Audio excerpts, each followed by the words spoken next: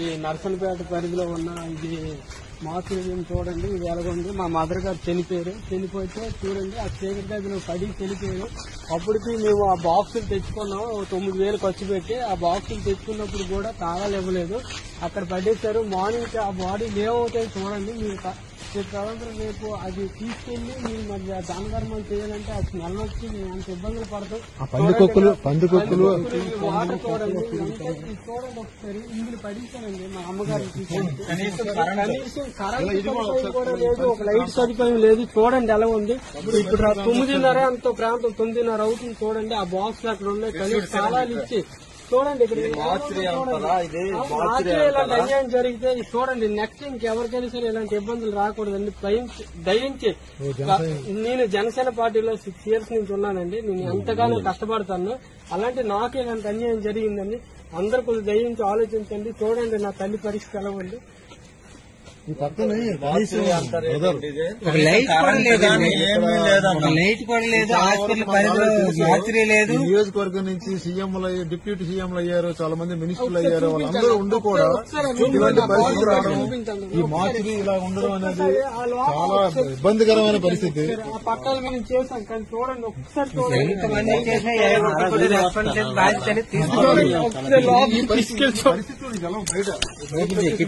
చెప్పాలి. ఇలా ఉందండి. అన్న ఇలా పెట్టు. 4 గంటల నుంచి ఇదే పరిస్థితి.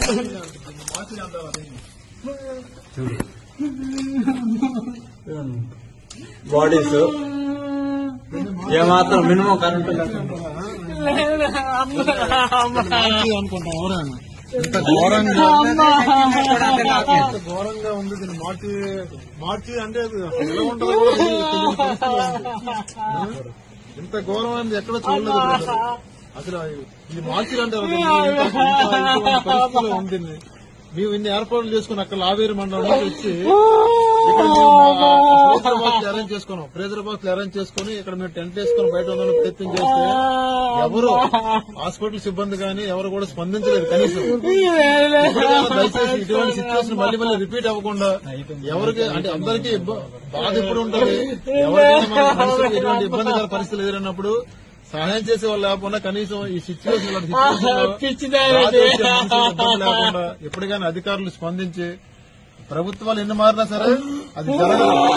అధికారులు దీన్ని కొంచెం దీన్ని సీరియస్ తీసుకొని ఇలాంటప్పుడు ఇబ్బంది ఉన్నప్పుడు ఇక్కడ ఇలాంటి ఇబ్బంది జరిగినప్పుడు డైరెక్ట్ శ్రీకాకుళం రిమ్స్ హాస్పిటల్ కైనా షిఫ్ట్ చేయాలి.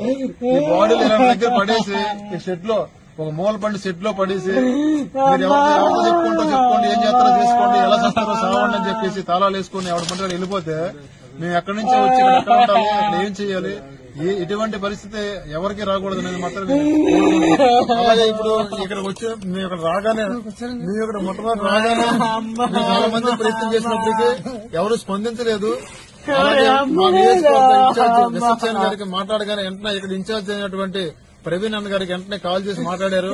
ఆయన సాయంత్రం 6 గంటల నుంచి ఆయన ప్రయత్నం చేస్తూనే ఉన్నారు. ప్రేజర్ బాక్సుల విషయంలో కానీ, తాళాల విషయంలో కానీ, విషయంలో కానీ.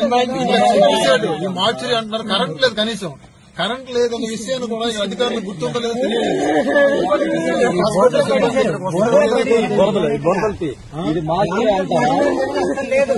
ఇది మార్చరీ అంటారు. ఇదే ఘోరమైన పరిస్థితి ఎక్కడా లేదు. ఇలాంటి సిచ్యువేషన్ లేదు.